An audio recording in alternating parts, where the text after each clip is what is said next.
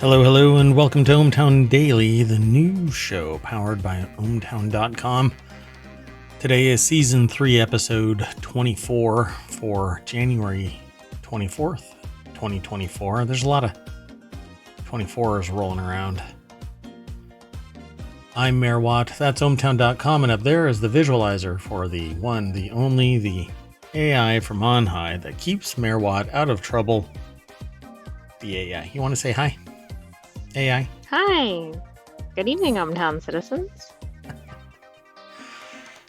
Let's get into the show, but to do that, we need this.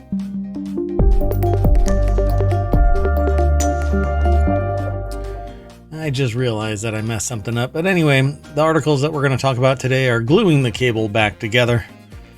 And then we brought in a cussing parrot. Social media is toxic. It's an intermittent failure. Get ready for an Amish Drive By. I actually messed up that last line too. So babies do grow on trees. I knew it.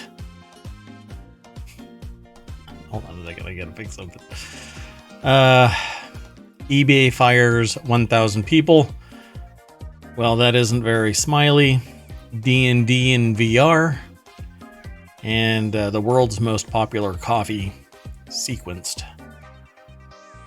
And the production value as it is an all-time high today. I don't know. It feels like a Monday, but it's a Wednesday. I don't know what's going on. Let's get into the articles instead of me belaboring my flubs at the beginning of the show. The very first one.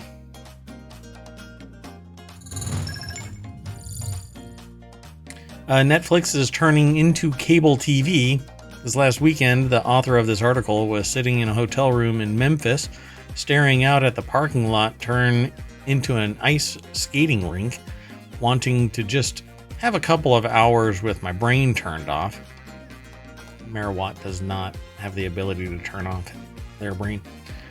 They opened up Netflix hoping to find a movie that would give them an evening's respite. Scrolling down to the top 10, they were met with a who's who of the 2010s and 2020s. Cowboy and Aliens, the 2011 flop with a great cast was on the list. Queen Pins, the 2021 flop with a great cast. Articles over at TheVerge.com. Alex Cranz. How often do you go scrolling through Netflix trying to find something? Even Probably most people do it often.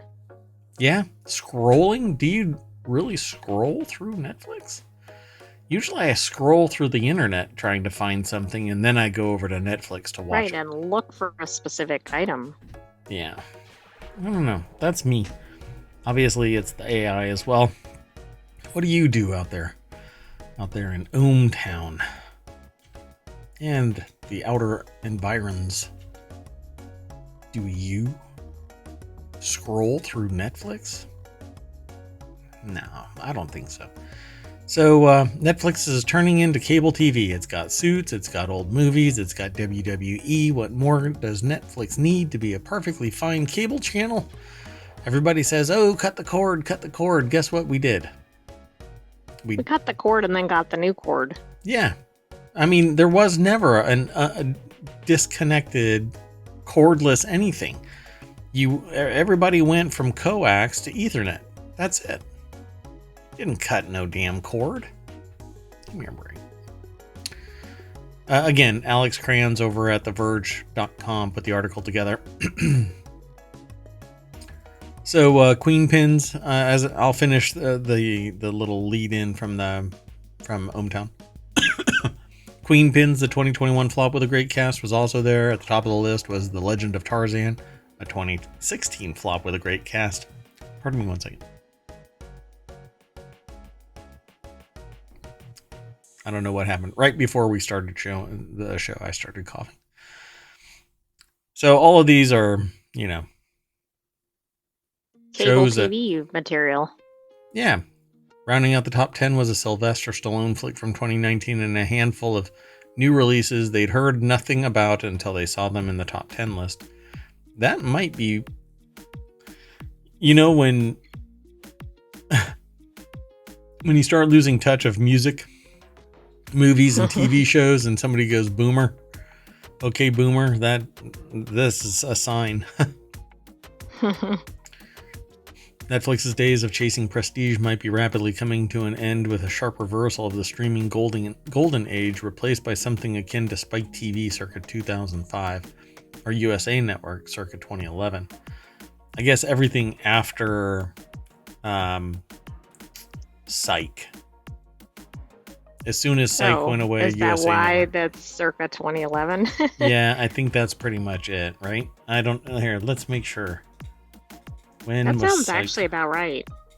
Yeah. Sorry. Yeah, I mean, it was on USA Network. It still is. How many seasons? Final episode was 2014. So it started in 2006. Yeah, 8 seasons. So interesting, right? I guess that would be the heyday, right? Right there. 2011 is the sweet spot. I guess so. 5 years. But I think USA Network has always been popular.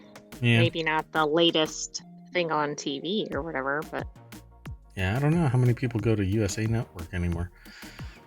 So it says, although Suits had such a popular run at Netflix that USA is now pivoting back to making that kind of content too, Netflix's rapidly growing ad business will likely cover the cost of WWE fights.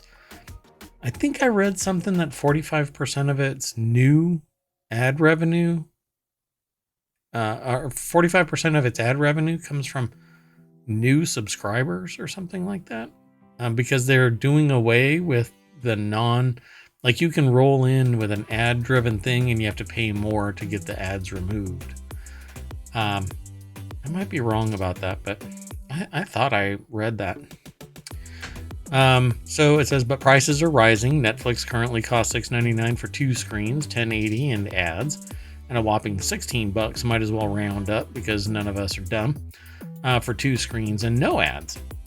So if there's a choice between spending that on Netflix's giant grab bag of stuff and Apple's pretty pristine library of well-made science fiction shows, a science fiction nerd might go with Apple TV, as it's just $9.99. Except that you're kind of entrenched in Apple, whereas Netflix is platform agnostic. that's true. You're probably going to get much better or broader selection in Netflix, not necessarily better. Yeah. Or they might go with Amazon because they get Thursday Night Football, and Prime TV is included in Amazon Prime, at least for now. Or Disney because they have children and it starts at $8 with ads, but costs just $14 for no ads. A Paramount Plus account because they have lingering fantasies of being a cowboy and want to spend only $12. I mean, the whole point of this article is that there are all these platforms, right? And you're not getting all of them. But that's just it. They're basically saying that Netflix is TV, but they're highlighting the fact that it's so balkanized now that Netflix isn't TV, because if Netflix was TV, it would be more like YouTube TV, cost $80 a month, and you'd get hundreds of channels. That's true. Well, maybe that's where it's going. But I don't think so. Like, its subscriber model, I think, is keep costs relatively low and people will sign up. Yeah, and don't get everything under the sun. Get stuff that's actually popularity driven to some degree, because it isn't TV. It is not TV. It just happens to have a couple of things. I don't know. I don't see Netflix moving towards the TV model in any way, shape, or form. I think it'll stay exactly where it is. It's definitely not turning into cable TV. So I think this person's lost the plot. You want to keep going? Sure. So how do you think this meeting went? You're sitting in the conference room and you say, hey, we have a whole bunch of parrots, and somebody's trying to get rid of their cursing parrots. Does somebody go, you know what I think we should do? spread the cursing among a larger flock. Yeah, so this article's been aggregated into the Mobile channel. Zoo hopes plan to introduce famous cursing parrots to larger flock doesn't backfire. The Lincolnshire Wildlife Park in the UK is trying a new plan to contain its growing group of foul-mouthed African grey parrots. The zoo will introduce the expletive-loving birds to a larger flock in hopes that the parrots will pass along their good manners, but there's a chance that it'll probably do the old do-si-do, flip-flop-a-rama, woo-woo. This, I think, is bad, because if 8 of them learn how to cuss, you can bet 100 of them are going to turn into a bar brawl. Well, and how many of them, how many talk to each other? So if one goes and talks to several, that could spread quite rapidly. Yeah, do you think maybe that's it? There was one that's really charismatic and everybody's like, hey, I want to be like Fred. So maybe they're trying to install a new leader. Oh, this is going to get messy. So Ed Cara over at Gizmodo.com put the article together. In 2020, the Lincolnshire Wildlife Park adopted 5 gray parrots, Billy, Tyson, Eric, Jade, and Elsie, that soon revealed themselves to be very talented at throwing out swear words.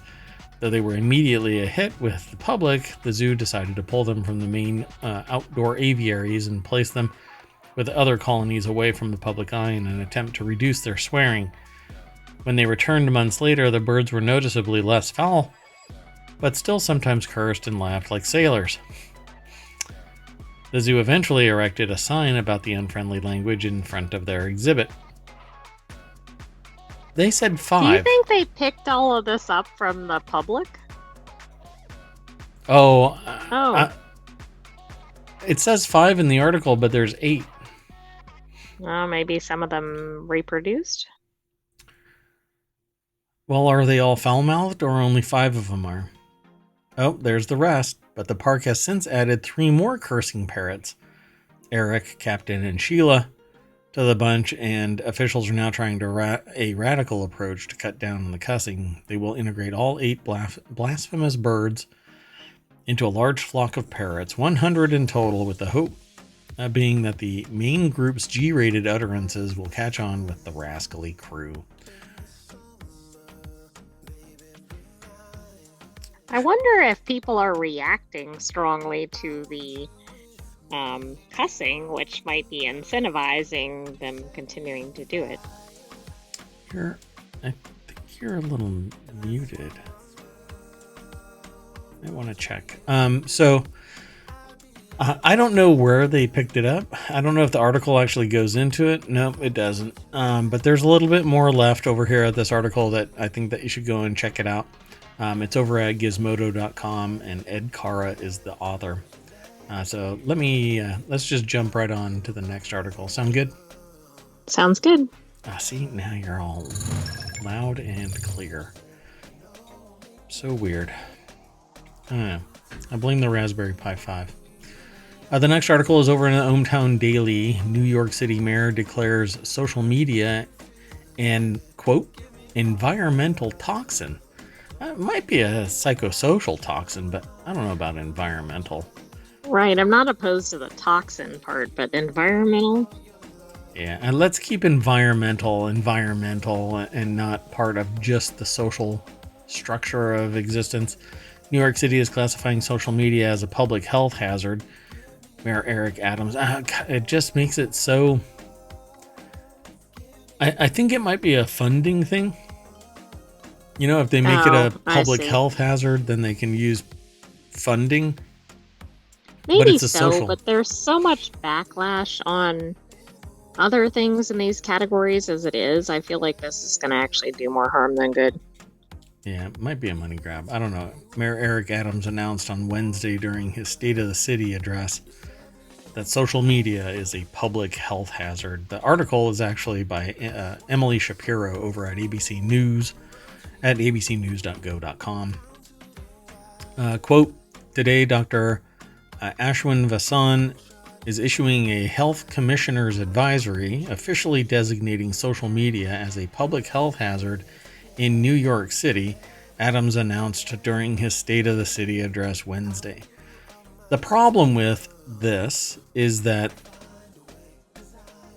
a state has terrestrial boundaries. The internet does not, unless you sit there and pin it to or couch it in each state and its boundaries. And I strongly suggest society does not do that, because then you will get state ideologically bent management of the internet, and we don't want that. We've seen what that looks like in certain countries, and it's not positive. Utah has tried something similar, remember? And then I think there was something, well, maybe the flip side of it in Montana. There are now 20 states, primarily being driven by GOP administrations, that are asking for social media and children.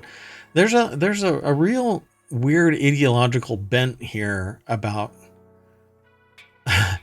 instead of parents being in charge of their kids and teaching them how to, navigate the comings and goings of the internet denizenry. There's the God, I don't know how to wrap my head around this so that I can explain it to other people. Okay, so instead of going, okay, I'm going to talk to my kid and make them grow up, teach them how to cope with the crap that goes on in online environments, you end up with the people who are sitting there saying, I want the government out, reaching out to the government to control social media, when it's actually businesses that are driving social media and society itself driving social media. The government shouldn't have anything really to do with it, because it's a family teaching their kid, don't be a tool online. If you're not willing to say it to your mom, don't say it online. Just don't be a tool. That's true. And also, I feel like trying to shut down the forum leads to more negative events. I mean, it can be used for positive things. Oh, absolutely. Yeah, and I was using the internet back before it was cool. Before it actually was known as the internet. It was the academic exercise internet. And it removed all barriers, I was immediately talking with people on the other side of the planet. I was having conversations that were beyond the norm for a kid my age, and it was all about science and technology, and it formed my opinion about science, technology, and society. That is what ohmTown really is an embodiment of. Zero friction to access information, the whole world being able to share knowledge. We make it what it is, not the government. Oh, exactly. And younger generations, of course, have so many benefits by having access to it that older generations didn't have while growing up and while being in an academic environment. Yeah. And is it a profound risk to youth mental health? Yeah. In the context that it can be used for abuse, that it can be abused. But we as a society are allowing that, There are people out there that are putting it out there. In the real world, if any of these people were to speak to a child like this, they would be shunned and stuffed back under the rock they crawled out from under. But on the internet, we embrace it, and we think that it's a fun dumpster fire of trash to watch.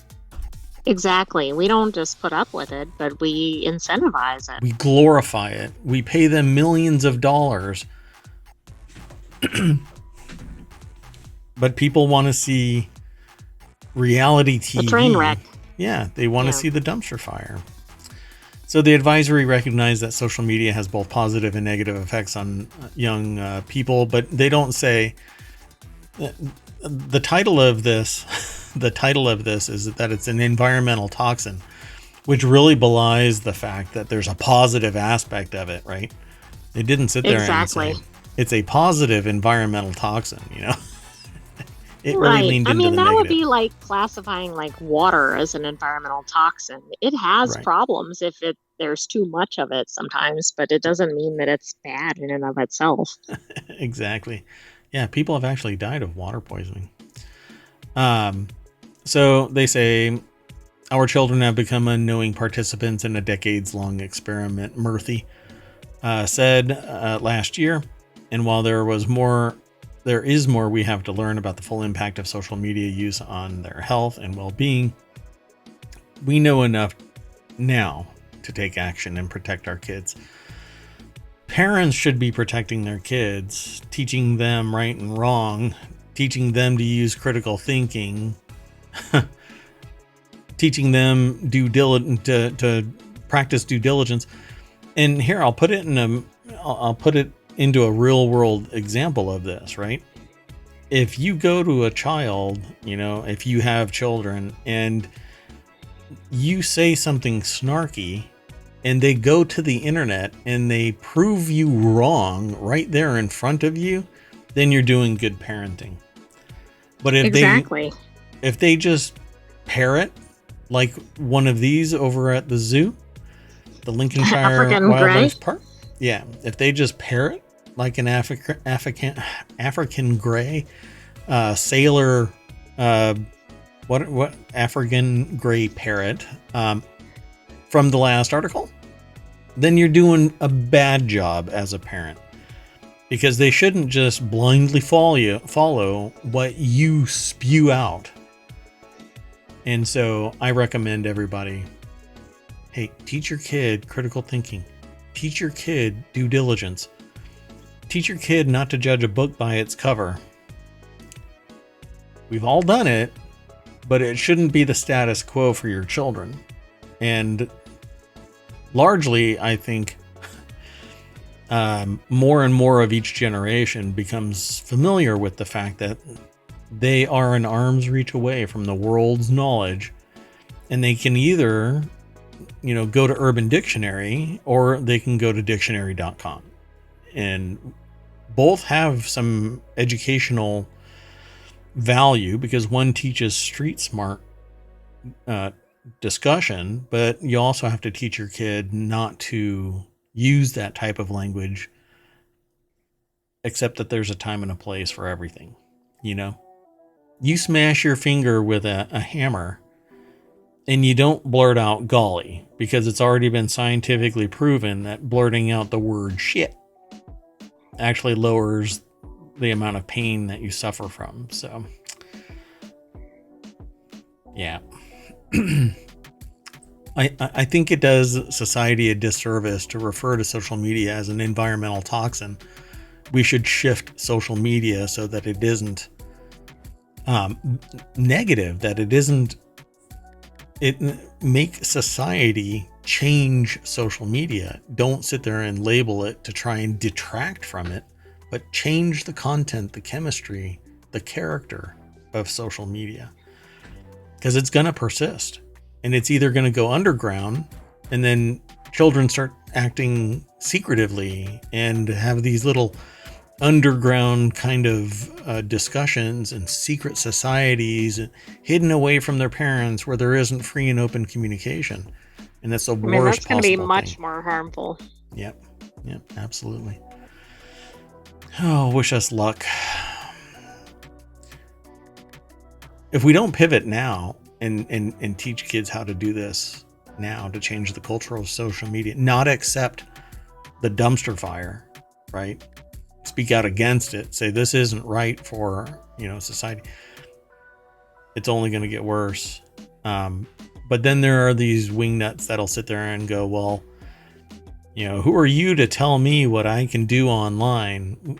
Well, I'm a member of society, and therefore I do have the right to say what you are doing. It wouldn't be okay in person, right? Right.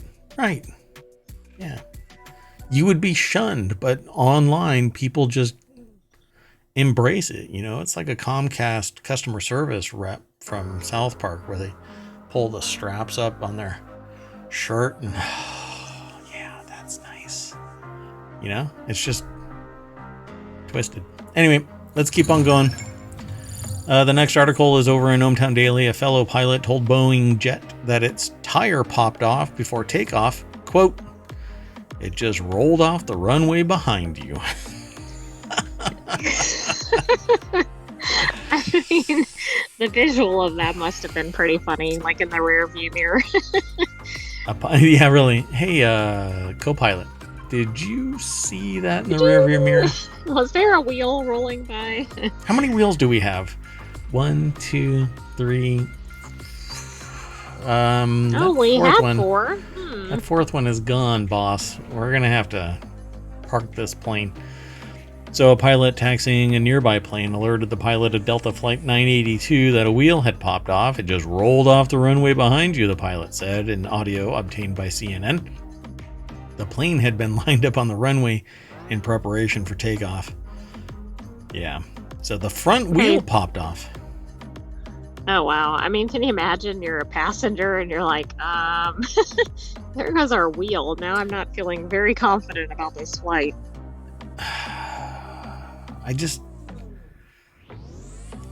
Because the way that it works is it lands on that front wheel. It lands on these first, right? These much heavier wheels underneath the plane. But under the nose, the cockpit, the front door, is that tiny little wheel right there. And that eventually plops down, and when it's not there, that thing just plops. Just picture a cat that just kind of go on floop onto the ground. You know how they crash? Right.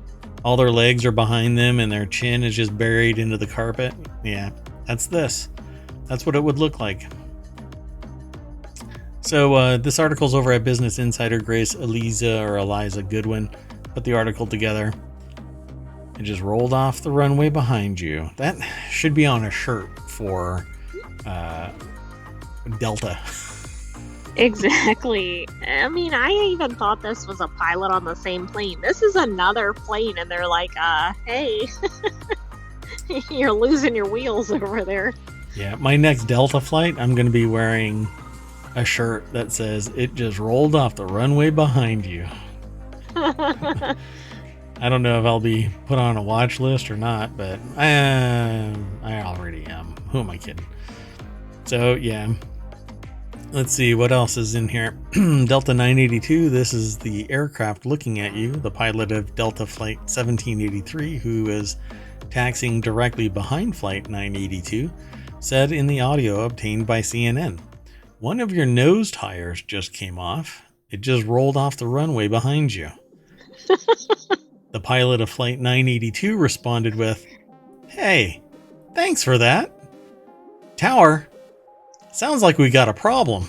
Okay, this sounds like a scene out of Airplane or something. Yeah.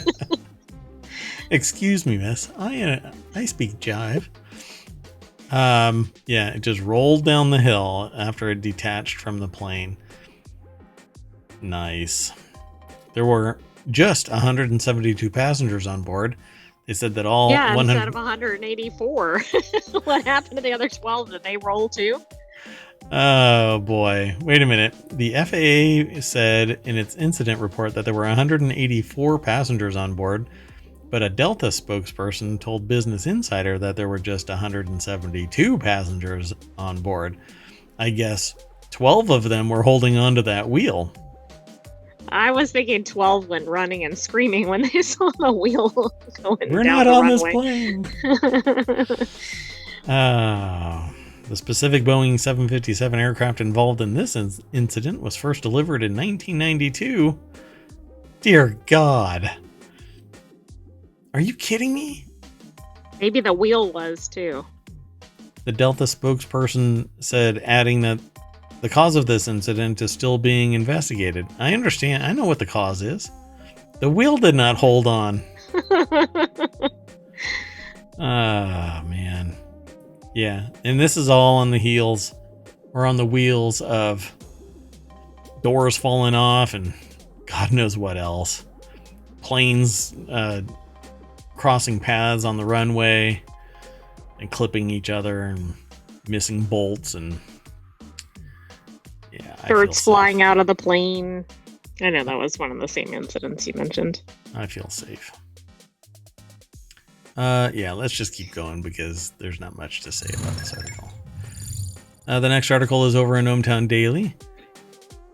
Get ready for an Amish Drive By because an Amish horse and buggy was stolen from a Walmart parking lot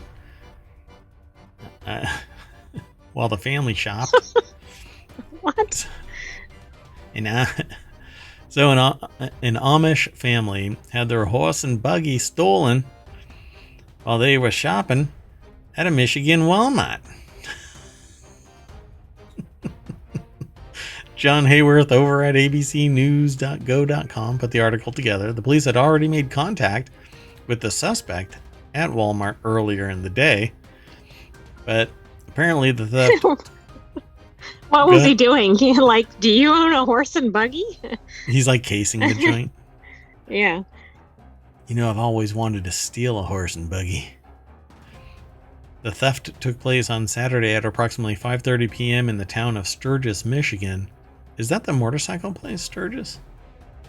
I don't know. I don't remember. Some 95 miles of Grand Rapids near the Indiana border. When the Sturgis Department of Public Safety were called to the Walmart in 1500 South Centerville Road to report a stolen Amish buggy and horse from the establishment's parking lot.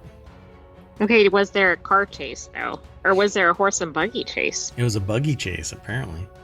Police eventually found the stolen horse and buggy later the same evening and were able to find the alleged unnamed suspect at a nearby motel where she was arrested without incident, according to authorities.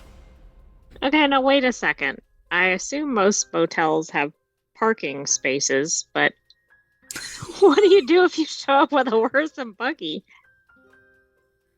Excuse me, ma'am, you can't park that here. Oh, I'm not parking it. I'm abandoning it. Talk about Uber. It's an Amish Uber. Or Lyft, because she stole it. It's a Lyft. Oh my goodness. Oh, no way. Yeah, apparently, as it turns out, police had already made contact with the 31-year-old female. So, you know what? Never trust. You have to lock it. You have to, just... And oh, right. Use the fob. You got to use the fob and lock that horse down. Otherwise, somebody's going to steal it. Goodness. The next article is over in the Mobile Channel. TCD to give away 100 baby trees grown accidentally. And you know what? You really don't want accidental baby trees. You need to plan these. Especially not 100 of them. I titled this, So Babies Do Grow on Trees. I knew it. I don't know where they come from. They just appear sometimes, in my field of view. And I ask, like, hey, where'd you get that baby? And people just look at me weird, Hey, middle-aged white guy, go away. Creepy middle-aged white guy, go away. And I just go, what? I'm just asking a question. I want to know where babies come from. Now I know. Trinity College Dublin is giving away more than 100 birch seedlings that it actually, or accidentally, grew during No Mow May last year. Yeah. Baby trees. Oh, there's no dash. Never mind. I'm sorry. It's not baby. It's not baby trees. It's baby tree, like small trees. Got it. It's not trees with babies. Picking, like during harvest or whatever. We went through this entire story, and you didn't tell me sooner. Come on, you're supposed to keep me from getting in trouble. Trinity College Dublin is giving away more than 100 birch seedlings that it actually, or accidentally, I keep Well, saying it did actually, though. That's right. it actually grew during No Mow May. They appeared when the university halted mowing its usually manicured lawns last May. As part of that, about 30 species of plant came up, including a really interesting orchid and these birch seedlings. Because the lawns weren't mown? Okay, whatever. Don't focus on that, Merwatt. The seedlings managed to establish and grow, and now we're ripping them out of the ground. And they don't want the baby trees. Sorry, I almost said they don't want the babies to die. But it's baby trees. So let me get that right. So yeah, at that point, the seedlings were potted and have been cared for by the university's gardening team. There you go. They're there. Look at that. So in 60 years, it'll be a right tree. Right, and then maybe you can get some more accidental seedlings of your own. There you go. And I'm just letting you know now, you don't want any accidental seedlings. You want to plan for that kind of stuff because happy accidents only happen in paintings. Let's keep going. So this next article is over in ohmTown Daily. eBay will lay off 1,000 employees, 9% of the company. Do you think that it's going to be an auction? Most definitely. Whoever gets the most, not votes, but what is it? The bids. Yeah. eBay is following in the footsteps of Google, Discord, Twitch, Unity, and more by, well, I wouldn't say Unity. Unity basically wet the bed. By laying off loads of workers this January. Instead of right before the holidays, the company writes it's laying off around 1,000 workers, or 9% of the company's full-time employees, and that's just the start, because eBay will also lay off an unspecified number of contractors over the coming months. Despite reporting profit of $1.3 billion last quarter, which it described as another quarter of solid results, eBay is trimming the fat, concentrating the wealth, and letting all the pores go. Am I mischaracterizing this, AI, do you think? Well, yes and no. The company says that it needs to be more nimble, and the only way you're going to get more nimble is if you trim the fat, right? You got to lose that excess weight. All the low-wage employees. That's right. Or high wage. It's whatever it is that wage, is part of the equation, right? Sean Hollister is the author of this. So eBay is taking Wegovy and losing all that excess weight. Oh, I thought it was Ozempic. Well, maybe a mix of both of them, considering it's 1,000 workers that are getting pink slip. This just sucks. I hate this. Because they had profit of $1.3 billion last quarter alone. How many of these people that I'm so interested in maybe starting a site where people can say I got fired and I had been I was there for X years and these were the kind of projects that I was on and stuff like that. Kind of like an effed company, but it's like effed HR. More about the people. Yeah. Yeah. So never mind that last quarter. eBay CFO Steve Priest already said he was extremely proud of our teams for delivering on their quarterly financial commitments, maintaining prudent cost discipline, and executing key deliverables in support of our strategy. But screw you, 1,000 people.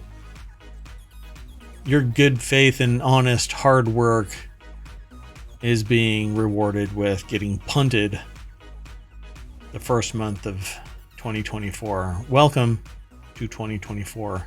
Right, what a good start to the year. Yeah, we are on a path to building a stronger eBay for the future. It's just not going to be with you. Bye-bye. And there's a whole letter, but I don't know. I feel the douchiness already.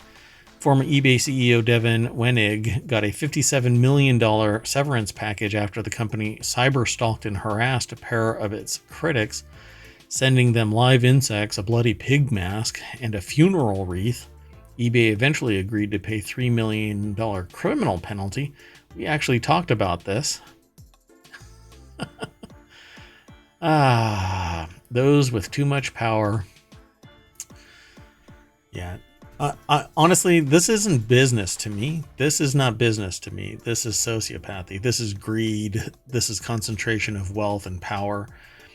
I guarantee you people are making a ton of money because 1,000 people are being let go. And they have no humanity. I don't care right, how and much... this is the same kind of issues you were talking about on the social media article. Yeah. Yeah. And there's more to this. I'm going to end up soapboxing, and I don't want to tonight. I need to, this is how I take a mental break. Instead of stepping up onto the soapbox, I'm already on it, and I just step back down. The next article is over in the Mobile channel. The Etsy seller is getting sued for using a smiley face. So, considering spinning up an Etsy store, actually it's already there. Just going to be putting products on it. So it's the symbol of acid ravers, hippies, and stationery sets. It's simple, it's bright. Most of all, it's happy. A smiley.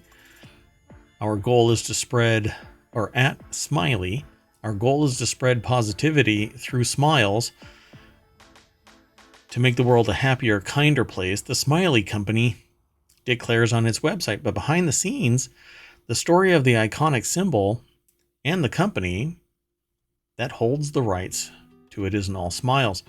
Now, I'm really curious about this because I actually started up a project nearly 30 years ago called Spot Smiley that was seeking to embed little smiley faces on websites, and when people hunted them down and clicked on them, they would gain points that would convert into a store purchasing option. You could buy like gift cards and other stuff, but you were basically trolling through or strolling through the internet trying to find. Right, it was kind of like a scavenger hunt. Yeah, it was an internet-based scavenger hunt. And it was called Spot Smiley, and it was little smiley faces of various kinds. So I wonder when this company came into existence and trademarked the smiley, which is generic as all get out. Yeah, it is. Unless it's very stylized or something. Like, I just don't see it. Smiley faces are all over the place. Yeah, this screams abuse again. So, let's see. I'd like to tell you a story about how the Smiley Company go about making the world a kinder place. Lily and Wendy Bunting, who's using an alias for privacy reasons, tells Vice. Yeah, if you're coming at this from that angle and you're in a company and you're hyping the company, you're probably on the wrong side. So let's see if we can go down here a little bit further. So it's a story about how the Smiley Company aggressively sued myself and over 700 online stores with one sad lawsuit. So this is actually a victim, not the person from the Smiley Company. Right. This reminds me, though, of there was another company that was going after people, like, aggressively. We had just featured it maybe a week or so ago. What was that? I can't think of which one it was, though. Doggone it. Yeah. And we don't go back. So, I mean, we do. We can, but we just can't do it right now. We don't have time. We try to keep everything within about an hour and 15 minutes, but we got 5 more articles or so to go. Actually, we got 2 more.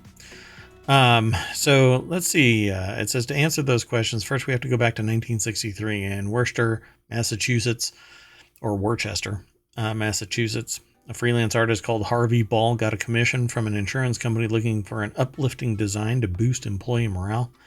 Ball draws a bright yellow circle with black oval eyes and a beaming smile. Well, that should be the limit of the mark. Because I've had a mark nixed because it wasn't precisely the one that was displayed, but I was going for a text mark and they still said no. So I don't understand how this actually persists.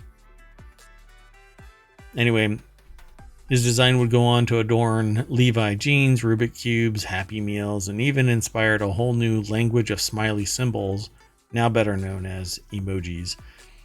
I would not equate that to emojis because that's opening the door to derivative works. It wasn't Ball who would see the lucrative fruits of his labor, though, because he never filed a trademark. Oh, so it's public domain. So, meh. That bit of long-sighted entrepreneurialism was undertaken in 1971 by French journalist Franklin Loufrani, who claims to have invented the smiley face himself for the newspaper François. Right? Is that how you pronounce that? I don't know. Anyway. So I guess that's what happened, right? The Smiley Company and its subsidiary Smiley World works with companies like Nutella, Clinique, Coca-Cola, Dunkin' Donuts, and makes around $500 million in revenue per year. And when it comes to commercial use, registration is what counts. Nicholas Loufrani told the New York Times, "I hit the casino jackpot." How is this actually... I don't know. How was this granted? I just don't get it. I mean, I understand. So trademark is basically first past the goalpost and used in commercial. Right. It's different than other forms of intellectual property. Yeah. Copyright is the embodiment. If somebody creates a derivative work, it's still a derivative work, and it's not even a copyright violation as long as it is unique unto that design. Trademark can be quite clinical, quite high tech in its design creation for the mark. But then at that point, its use is what matters. Not the design itself, but it's the design and its use. And if you don't use it, or other people use it and you don't go after it, then yeah. But it's that embodiment. It's that trademark. So if I create a bunch of other smiley faces that aren't yellow, then it doesn't matter. So exactly. I wonder if it's that exact design that people are utilizing. I mean, I hope it is, because if it's not, then this is really too broad, right? Yeah. So in the Smiley Company's case, the use of a lawsuit literally called sad seems almost too on the nose to be true. But these intellectual property lawsuits are becoming a staple of U.S. legal firms representing large corporate clients and brands. Essentially, they allow companies to accuse a large number of defendants. It's called a Schedule A defendants lawsuit, nicknamed SAD. Basically, there's a bulk in a single lawsuit, all for the low complaint fee of $402. And unlike other lawsuits where defendants are served notice, defendants in a SAD lawsuit may only discover that they're being sued when their online marketplace is frozen. Safe to say SAD lawsuits are controversial. I think that they're actually abusive as hell. And they're just a money grab. Like, they're not even for protecting the trademark. Right. Yeah. So in Wendy Bunting's case, the listing that had caught the Smiley Company's attention was an embroidered patch of a melting smiley face. Quote, "We designed and drew the motif from scratch, and it's entirely our own," she said. It wasn't even a smiling face like depicted in their trademark. At this stage, she still believed that the whole thing was a misunderstanding. They can't sue UK rave culture. But then she learned that it wasn't the design that was the issue. Everyone in the lawsuit had been guilty of only one thing: using the word smiley in their listing titles. So they trademarked smiley. Again, how? But Yeah. Okay. and aren't they doing unequal enforcement? Because I guarantee you there's another 100 companies or whatever that are using this that they're not going after. Hey, as a police officer once told me, you can't catch all of the fish in the sea. That was always an interesting conversation, but yeah, there's more over here at this Vice article. I don't know if I didn't say the name. I apologize. So it's a Vice.com article. Eloise Hindi is the author. Again, it's over at Vice.com and it's in the life section. And there's a whole lot more to this. We're just skimming the surface. Hopefully we piqued your curiosity and you'll go check it out. And we have a little bit, well, anyway, it doesn't matter. We end up talking about IP and trademark copyright patent stuff from time to time as it impacts society in this case and business. And it's entirely bound by technology. If not for technology, this would probably have been abused even to a greater degree because there's no blowback now being levied at the Smiley company, which is basically, well, a bunch of douchebags. Are they smiley? Well, they're not making me smile, that's for sure. I'm telling you, I had the domain Spot Smiley. It was the actual the whole service was to find various kinds of little. And it was after the registration date, so yeah, they would have come after me. Anyway, the next article is over in Late Night Geeks. I may change the name of that. I don't know. We'll just deal with it. So the article is titled, "Soon you'll be able to play Dungeons & Dragons in VR if you want. Wizards of the Coast and Resolution Games have announced their collaboration to bring Dungeons & Dragons to virtual reality.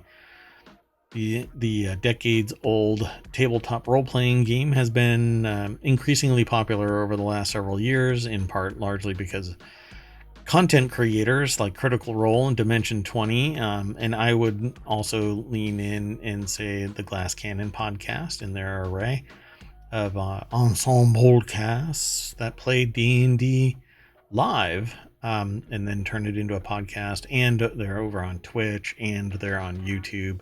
Go look them up. I have no relationship with them other than I'm a consumer of the Glass Cannon podcast. And so in comparison between Critical Role and the Glass Cannon, I've laughed every single episode of the Glass Cannon, except for when they're doing something story driven and they actually move people. You get emotionally invested in some of their scenarios, but when you're not laughing, which is like 95% of the time, that other time you're like, what just happened? It's really engrossing. Anyway, great personalities, but again, I don't have any relationship with them. Go check them out. Anyway, the article is over at TechCrunch. Amanda Silberling is the author. And so, yeah, I guess they're going to be extending this over to VR. I'm not quite sure what degree and when. It just says that it's going to be a virtual tabletop. But they mentioned Demio, which is what I've got, and it's kind of like D&D, but it's actually pretty scenario driven in and of itself, whereas playing D&D in VR basically means that you're immersed. You're in the room and you can actually pick up things and move it around. Demio is more encapsulated within a scenario in a fixed space, and you move things around in a dungeon, and it's not quite the same as true D&D, but it's a fun game to play. It moving into VR just allows me to hang out with other people in VR like I'm in the same room with them, instead of looking at a camera, and it's kind of more cold and flat, you know. I think it'll be more fun if it's all high resolution and very immersive. Do you want to say anything? I mean, this seems like that'll be the next level for people that enjoy Dungeons and Dragons. It seems like we don't have a lot of details yet about what it's actually going to be. Yeah, they kind of throw a little pot shot against Hasbro, Wizards parent company, and Wizards itself. Although revenue is up, they're still getting a bad beat because they're making poor decisions. But they're bouncing back from that. Obviously, they're laying off people just like every other company nowadays. I'm sure that they're swearing up and down that it isn't because they need to extend their runway or whatever else, but they're still laying off people when they're having record revenue was up 40% year over year to 423.6 million, netting 203.4 million in operating profit. Anyway, it's sad. All those hard workers that dedicate themselves. What I've heard from other people about this, though, when you get laid off, the excuse is you were paid to do a job, and if you flubbed it, like you didn't plan, etc., then it's on you for, being loyal to the company and not being an equally greedy bastard. And I don't know. I wish I could operate that cold and callously, but yeah. Doesn't work that way here in ohmTown. Anyway, let's keep on going. We have one more article for tonight, and that's over in the Marble channel. New buzz about coffee genes, a more complete genome sequence of world's most popular variety. I thought this one was really neat in the rundown today, so I love coffee. I'm not like fanatical about it. There are some people that are like, I only believe in pour over. Me, I just want a good cup of coffee, and I could care less if it's made by an artiste barista or an AI that said that I have a smiley trademark on my face and that I deserve, a mint mocha latte with cinnamon, whatever. I don't know, whatever the hell. Anyway, like its flavor profile, the genome of Arabica coffee is large and complex. Large. It's thick, genetically thick. This makes breeding and genetic survey work more difficult, but this diverse genetic background may have contributed to... it's missing an... It's the bean. The bean's popularity, practicality, and commercial success. Yeah, Arabica is pretty much everywhere. Nature Publishing Group over at phys.org. Let's see here. A new study published in Nature Communications has generated a more complete genome sequence of the world's most popular coffee variety. Wouldn't that be varietal? I don't know. Variety. Guess it works. Suggesting that historic hybridization with Robusta coffee is the source of disease resistance within modern Arabica cultivars. So that's interesting. I didn't know the two were crossed over. I get, well, the genetics don't lie, right? Yeah, they do. It's all about, it's really about just detecting the right thing at the right time. I don't know how they actually make that determination that historic hybridization is... Maybe it was intentionally done and documented. Yeah, so where was it documented?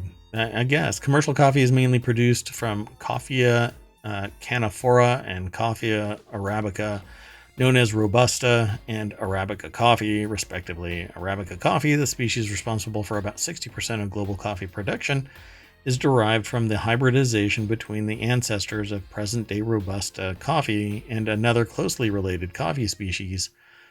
Oh, so it's a completely different... I didn't know that. Species. You only hear about Arabica and Robusta. So this other related coffee species is Coffea eugenoides. And I've never, well, obviously, unless you're in the really deep in the reeds of coffee, you're not going to run across this. But So those two, I guess like two ships passing in the night, hybridized, and the result is Arabica's coffee flavor and its large and complex genome.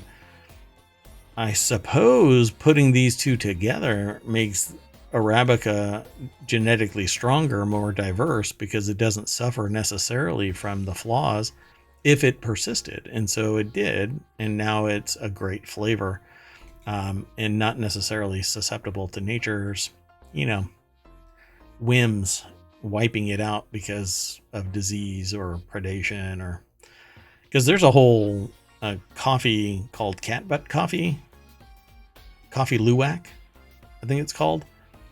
And I think it's, I can't remember the breed of cat that eats the coffee beans, and then their droppings are picked up and cleansed and then turned into cafe luwak. Anyway, so I mean, if a coffee bean can suffer from that and still be deemed high quality. Civet. Oh, it is a civet. Oh, okay, yeah. For some reason I had serval in my head, but it's a different. That's what I was actually thinking. So authors also analyzed the genomes of 174 samples collected from different species within the Coffea genus, and noticed a very low level of genetic diversity within Arabica coffee. Diversity was found to increase in some Arabica coffee cultivars at specific genomic regions due to different sources of variation, chromosomal abnormalities, and genetic segments donated by Robusta Arabica hybrid, known as the Timor hybrid.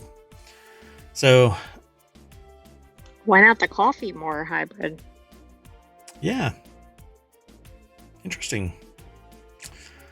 Well, the hybrid actually makes it disease resistant, and the unique flavor, it's the disease resistance trait of Robusta and the unique flavor of Arabica, making it basically a superior Robusta Arabica hybrid.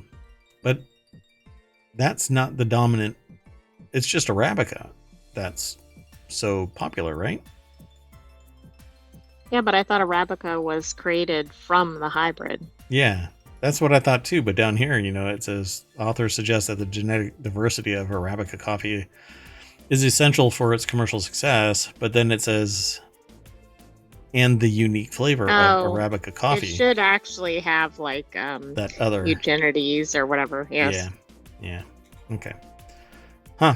Interesting. So there you go, folks. A little bit more about your coffee. Yeah, this is what happens when you're a diehard coffee drinker. When you are doing your pour over and you're weighing how much water you're pouring through it, not just filling up your mug and throwing some grounds in the filter and just go, I'm just Meanwhile, a tourist. Other people are already drinking their coffee. Yeah, really. 4 hours later. Okay, we'll catch up to you later. Anyway, yeah. Fun article. That's pretty neat. And that's it, folks, for tonight. So everybody pile back into the party bus and we drive all the way back down. Y'all can't see this. Actually, I'm not sure if y'all can't see it at this point. But anyway, we make it all the way back downtown. And then I'm going to mash the... No, I'm not going to. I've been told by the AI that it would be very, very bad for me to refresh ohmTown.com right now. It's a fun article, and I don't want to dash everybody's dreams on the rocky shoals of reality. I guess, considering the news. That bad, huh? I'd say so. Okay, well, I'll find out as soon as I disconnect here. So... that's it. I'm Mayor Watt. That's ohmTown.com. This has been ohmTown Daily.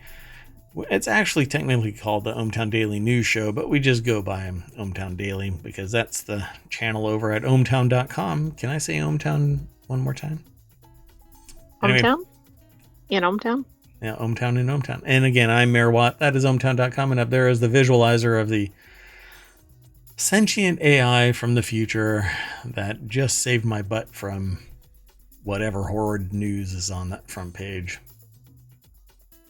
Are you in ohmTown? I am in ohmTown, where it's safe and warm. Good night, ohmTown citizens. We will see you tomorrow at 8 p.m. Eastern. Was there anything else? Doggone it. I'm sitting there going, No. Okay, well, see y'all tomorrow. Bye-bye. Oh, don't forget, YouTube. We're here on Twitch, podcast, Discord, Patreon, TikTok. I haven't put a lot of stuff in other places other than Twitch and YouTube and the podcast. Go check out the podcast. Okay, that's it. I'm out. Bye.